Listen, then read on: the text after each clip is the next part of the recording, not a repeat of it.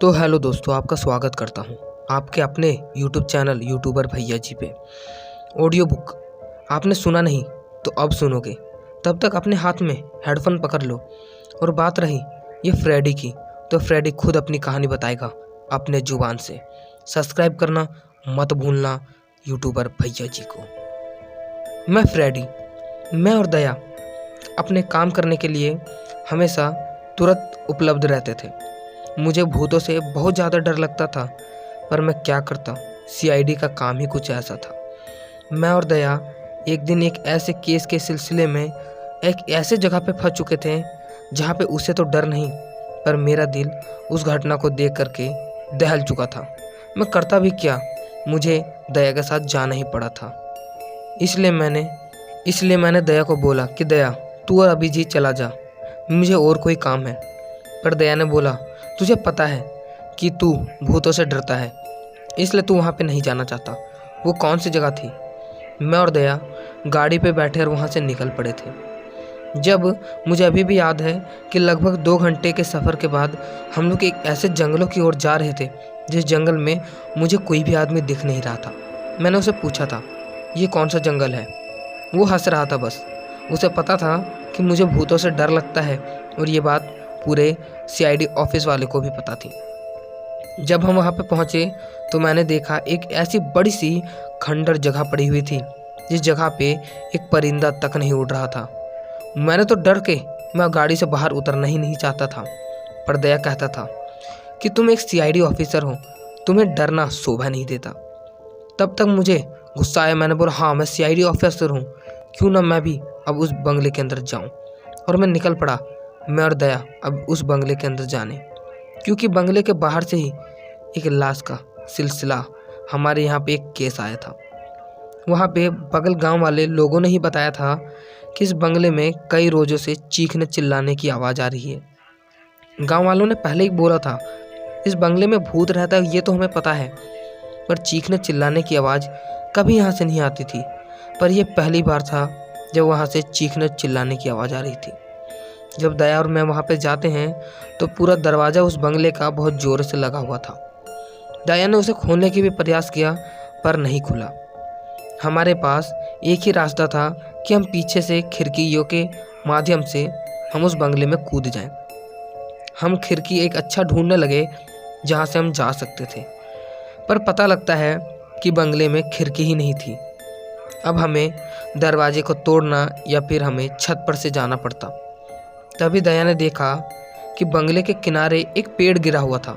दया कहता है फ्रेडी चलो हम इस पेड़ के सहारे से चढ़ के बंगले के अंदर जाते हैं। मैंने उसकी बातों पे बोला हाँ क्यों नहीं, और दया चढ़ने लगा। दया चढ़ा और उस बंगले के अंदर कूद गया, और मुझे उधर से आवाज़ लगाई अब तू भी आ जा। मुझे चारों ओर से डर लग रहा था कि मैं पेड़ पर चढ़ूँ या ना चढ़ूँ या यहाँ से भाग जाऊँ, पर दया अंदर जा चुका था, इसलिए अब मुझे भी चढ़ना ही था। मैं वहाँ से पेड़ से ऊपर चढ़ा और फिर उसके साथ बंगले के अंदर कूद गया। जब मैंने बंगले के अंदर देखा तो वहाँ पे दया था ही नहीं। मुझे और ज़ोरों से डरने लगने लगा। मेरे शरीर से तो पसीने भी निकल रहे थे, क्योंकि मुझे भूत से बहुत ज़्यादा डर लग रहा था। पता नहीं क्यों बचपन से ही मुझे बस भूतों का डर हमेशा रहा है। कभी भी मुझे भूतों के सिवा और किसी से डर ही नहीं लगता था। जब मैं दया को देखता हूँ कि वहाँ पे था ही नहीं, तो मैं और डर गया और मैं आवाज़ लगाने लगा दया दया, पर उधर से कोई भी आवाज़ नहीं आ रहा था। मैं उसे धीरे धीरे इधर उधर ढूंढने लगा।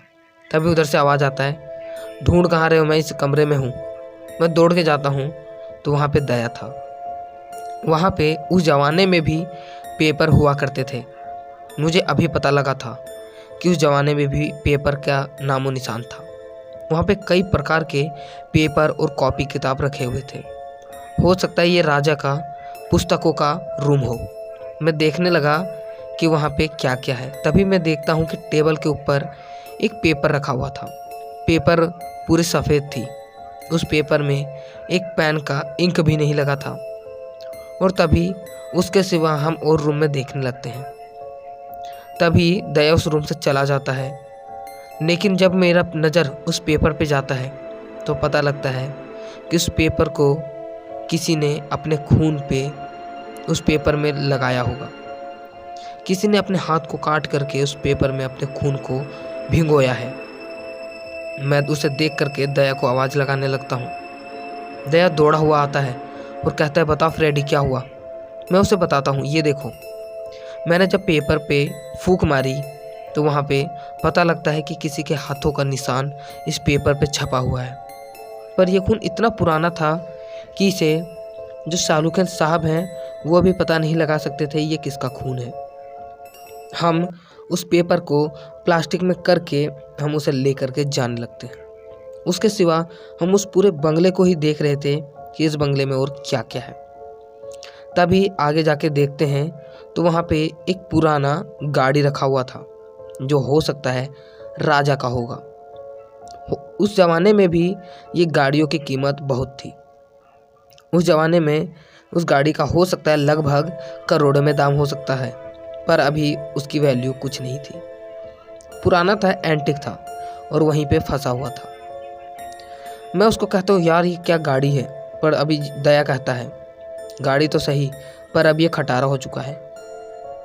उसको मैंने सिर्फ हाथ से छुआ ही था, तभी पता लगा वो गाड़ी पूरी गिर जाती है। मतलब बस उसका ढांचा बचा हुआ था और पूरे खराब हो चुका था वो। उस गाड़ी में अब कुछ भी वैसा नहीं था जैसा वो पहले था। दया कहता है, ये क्या किया तुमने, तो तोड़ ही दिया। और फिर हम लोग दोनों हंसते हंसते वहाँ से जाने लगते हैं। तभी दया को कुछ आवाज़ सुनाई देती है, जैसे कि कोई रो रहा हो। दया कहता है, क्या तुम्हें वो आवाज़ सुनाई दे रही है। पर हाँ, वो आवाज़ मुझे भी दे रही थी। मैंने बोला हाँ, और मैं फिर से डरने लगा, क्योंकि डर ही था कुछ ऐसा ही कि इस बंगले में हमारे सिवा और कोई नहीं था, तो रो कौन रहा था। मैं कहता हूँ, दया चलो यहाँ से भाग जाते हैं। नहीं दया, हम उधर नहीं जाएंगे। पर दया कह रहा था, चलो। क्यों नहीं जाएंगे हम उधर, हम जाएंगे। हम सीआईडी हैं और हम ही नहीं जाएंगे और पता नहीं लगाएंगे कि यहाँ पे ऐसी मौत कैसे हो रही है, तो फिर कौन करेगा। मैं दया के पीछे पीछे धीरे धीरे जाने लगता हूँ और तभी हम उस रूम की ओर जाने लगते हैं। जब हम उस रूम के अंदर एंटर करते हैं तो पता लगता है वहाँ पे कोई था ही नहीं, बस वहाँ पे धूल के सिवा और कुछ नहीं था। दया कहता है, यहाँ पे तो कोई भी नहीं। मैं दया को कहता हूँ, हाँ तभी तो बोल रहा हूँ, पक्का यहाँ पे कोई भूत है, चलो दया चलो। दया कहता है, चुप रहो तुम। और दया कहता है, कौन हो, बाहर निकलो, छुपे हुए क्यों हो। पर वहाँ से किसी की भी आवाज़ नहीं आ रही थी। तभी देखते हैं कि ऊपर की जो झूमर थी वो हिलने लगती है और सीधे वो वहाँ से उखड़ के हमारे ऊपर ही गिरने वाली थी। तब तक दया और मैं साइड हो जाते हैं। अच्छा था कि उस दिन हम वहाँ से हट गए, वरना आज मैं ये कहानी आपको सुना नहीं पाता। जब मैं और दया वहाँ से भागे तो पता लगा कि उस रूम का दरवाज़ा अपने आप बंद हो गया और बाहर का गेट अपने आप खुल गया। मतलब ये हुआ कि वो आत्मा हमें यही कहती थी कि तुम लोग यहाँ से चले जाओ, वरना तुम लोग मारे जाओगे। दया को पता था कि हमें इस बात का पता लगाना ही होगा कि कौन है जो सभी को मार रही है। दया कहता, मैं नहीं जाऊँगा। उस रूम में उस झूमर का गिरना और दरवाजे को खुलना और बंद होना, मतलब सही जो भी घटना हुई है उसी रूम के अंदर हुई है। दया उस रूम की ओर धीरे धीरे जाने लगता है और दरवाजे को तोड़ देता है। जब वो देखता है तो उस रूम में एक कुर्सी पर एक लड़की बैठी हुई थी। उसका चेहरा तो नहीं दिख रहा था, उसका चेहरा उसके बालों से ढका हुआ था। दया कहता है, कौन हो तुम। पर वह उधर से कोई भी आवाज़ नहीं आ रहा था। तभी दया फिर से पूछता है, कौन हो तुम। और ज़ोर से वो लड़की चीखने लगती है। वो लड़की इतना ज़ोर चीख रही थी, मुझे अभी भी अनुभव है कि लगभग 2 किलोमीटर तक उसकी आवाज़ सुनाई दे रही होगी, क्योंकि हमारे कानों में उसकी आवाज़ से खून निकलने लगा था। दया अपने कानों को ज़ोर से बंद कर चुका था और मेरे भी हाथ मेरे कान के ऊपर थे। दया उस रूम से ज़ोर से निकल के भागता है और मैं और दया भागने लगते हैं। तभी वहाँ से दरवाज़ा बंद हो जाता है। मतलब उस भूत को, उस आत्मा को गुस्सा आ चुका था, वो अब हमें मारना चाहती थी। पर अब दया समझ चुका था कि हमें यहाँ से भागना ही होगा कैसे भी करके। हम तुरंत छत की ओर जाते हैं और वहाँ से कूद जाते हैं।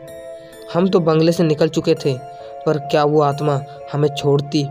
हम वहाँ से गाड़ी के पास आते हैं और तुरंत सीआईडी ऑफिस में कॉल लगाते हैं, पर पता लगता है उस ऑफिस का मोबाइल भी बंद हो रहा था अब हम क्या करते, वो आत्मा अब हमें छोड़ेगी कि नहीं ये तो हमें भी नहीं पता था। पर जब देखते हैं तो उसी बंगले के ऊपर वो आत्मा खड़ी थी और हमें देखती जा रही थी, और ज़ोर से वो वहाँ से देखते देखते तुरंत वहाँ से वो गायब हो गई। हमने उसे देख करके तुरंत अपनी गाड़ी में बैठते हैं और वहाँ से निकल जाते हैं। पर हमारी हिम्मत अब उस दिन से कभी नहीं हुई उस बंगले के पास जाने की, और वो केस वहीं पे बंद हो गया। यही थी आज की एक डरावनी भूतिया कहानी जो मेरे साथ बीती थी। मैं फ्रेडी और अब आएगा रवि। तो हेलो दोस्तों, आपको ये कहानी बहुत अच्छी लगी होगी, चैनल को सब्सक्राइब कर लो। मिलेंगे इसी के साथ एक नई डरावनी भूतिया कहानी में। तब तक लिए जय हिंद, वंदे मातरम।